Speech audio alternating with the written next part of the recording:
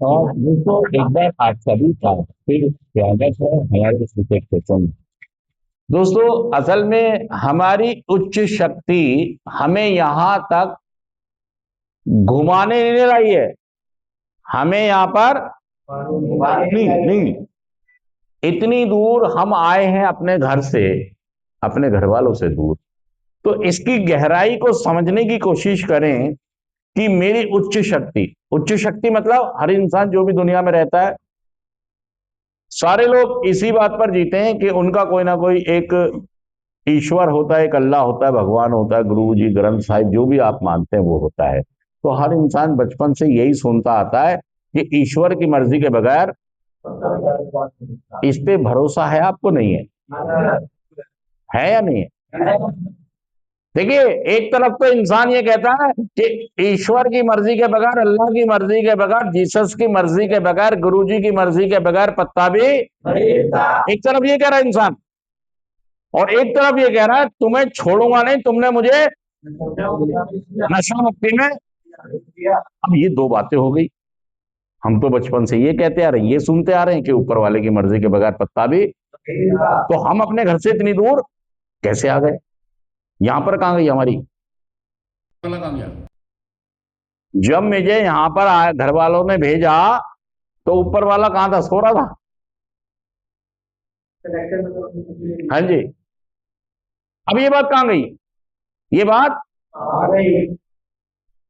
कि ऊपर वाले की मर्जी के बगैर पत्ता भी, यहां पर गाली बकने लगे हम, यहां पर कि तुमने मुझे,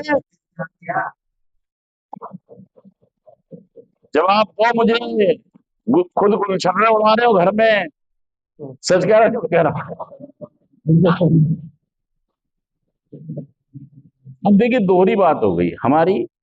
एक तो हमारा विश्वास ये, जितनों से मैं पूछ रहा हूं कि हाँ जी बताइए, इस बात पर आपको भरोसा है या नहीं कि ऊपर वाले की मर्जी के बगैर पत्ता भी, आप कह रहे हैं हाँ जी ठीक बात है, ठीक बात है, ये बात। और दूसरी तरफ आप यहां पर भेजने पर, घर पे आके बताऊंगा तुम्हें, मतलब गुस्सा आ रहा है मुझे, मैं परेशान हूं, मैं दुखी हूं, मैंने अपने आप को उदासी में, मायूसी में, दिक्कत में, परेशानी में डाल दिया भाई साहब, अकेलेपन में डाल दिया मैंने अपने आप को।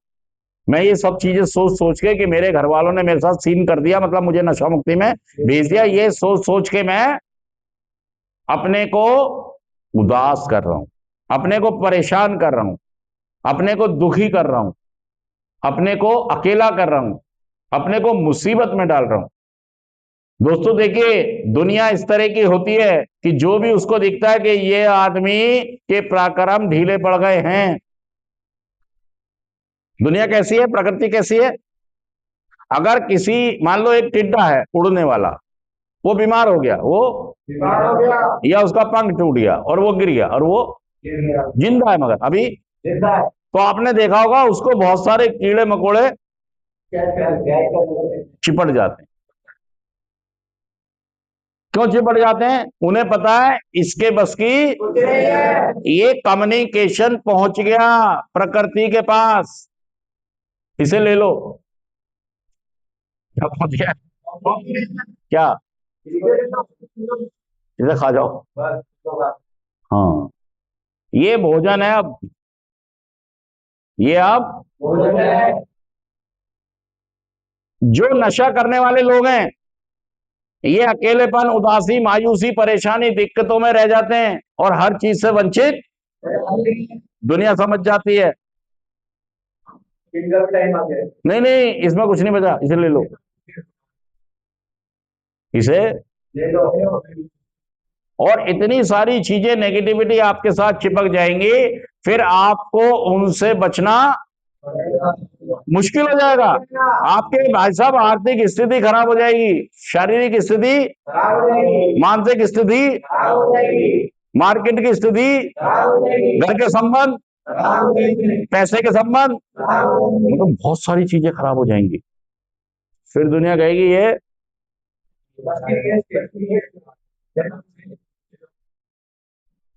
हाँ ले लो इसे। यार समझो, मेरे भाव को समझो। वो इसीलिए कह रहा है कि ऊपर वाला मुझे यहां तक ऐसे नहीं लाया है, मुझे नशा मुक्ति केंद्र तक वो मुझसे मुझे कुछ तोहफा देना,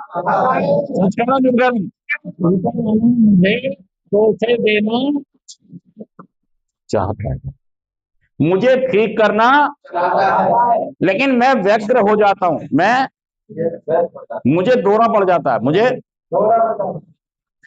मैं अग्रेसिव हो जाता हूं, मैं किसी को गाली बकने लग जाऊंगा, किसी के ऊपर फेंक के कुछ मार दूंगा कि तुम मुझे यहां से क्यों नहीं लेके जा रहे हो।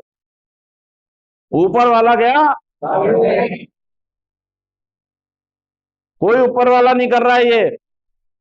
ये जो मेरे पिताजी है ना, ये जो मेरी माँ है ना, ये जो मेरी भाभी है ना, ये जो मेरा भाई है ना, ये जो मेरी बहन है ना, सारे फसाद की जड़, सच कहना मतलब एक तरफ हम ये कह रहे हैं, एक तरफ हम ये कह रहे हैं कि ऊपर वाले की मर्जी के बगैर, और जब दिक्कत परेशानी आई या हमारे मुताबिक काम नहीं हुए तो हमने लोगों को दोष देना कि सारी कमी इन लोगों में है। मैं तो ठीक चल रहा था, तुमने मुझे यहाँ ठीक हूं मैं तो, हाँ थोड़ी सी दिक्कत थी वो मैं ठीक कर लेता भाई। एक नट्टी तो ढीला था मेरी गाड़ी का, तुमने वर्कशॉप में भेज दी, कोई तो मैं घर में भी कर लेता। क्या लगता है एक नशे करने वाले को? थोड़ी सी तो खराबी थी और तुमने गाड़ी भेज दी कंपनी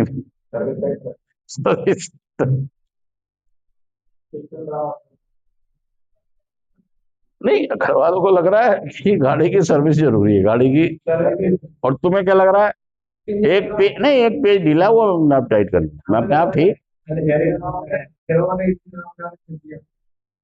धुलाई होनी है वो मैं पाइप से कर लूंगा। मतलब नशेबाज को ये लगता है कि मुझे नशा छोड़ने के लिए कहीं जाने की जरूरत, किसी के सहयोग की जरूरत, किसी के साथ की जरूरत, मैं अपने आप इस पर जीत हासिल। इस बीमारी का बहुत ही चालाकीपन है ये, इसको तो बहुत ज्यादा लगता है कि मेरे को कोई इलाज की जरूरत, क्या नाम है, हाँ हिरेन को, ये कह रहा है मेरा कोई, मैं नशेड़ी थोड़ी यार, मैं नशेड़ी, असल में नशेड़ी का जो परिभाषा है वो आप पर है ही नहीं। देखिए दोस्तों, मैं बताना चाहूंगा कि अगर हम 50 से 100 साल पहले की बात करें और नशे का अगर जिक्र होता था तो ये जिक्र होता था कि ये बंदा शराब, चरस, अफीम, गांजा।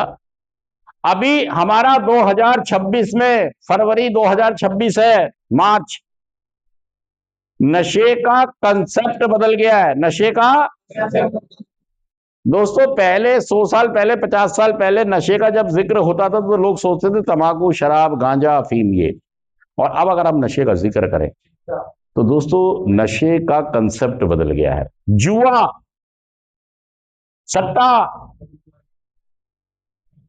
लड़कीबाजी, ज्यादा नमक वाला खाना, ज्यादा मिर्च वाला खाना, ज्यादा चाइनीज केमिकल वाला खाना, जैसे पिज्जा, जैसे बर्गर, जैसे मोमोज। भाई साहब देखिए, आप इस बात को समझें, नशा क्या है? नशा एक बीमारी है। नशा क्या है, क्या कह रहे हैं? देखिए दो चीज समझिए, आप दो चीज समझिए। क्रेविंग, क्या समझना है? क्रेविंग, क्रेविंग मतलब हुड़क, टूटन कह लीजिए, हुड़क। क्या कह रहे हैं? क्रेविंग। किसी चीज की अगर हमें क्रेविंग हो रही है, मतलब कोई चीज हमें खींच रही है, हाँ जिसकी हुड़क लग रही है, जिसको करने का मन कर रहा है। अफीम, चरस, गांजा वो जमाने गए, अब तो मोमोज के लिए भी शाम को हुड़क हो रही है इस बच्चों में, सच कह रहा जुड़ कह रहा हूं, परेशान हो रहे हैं। एक क्रेविंग, और दूसरा है कंट्रोल।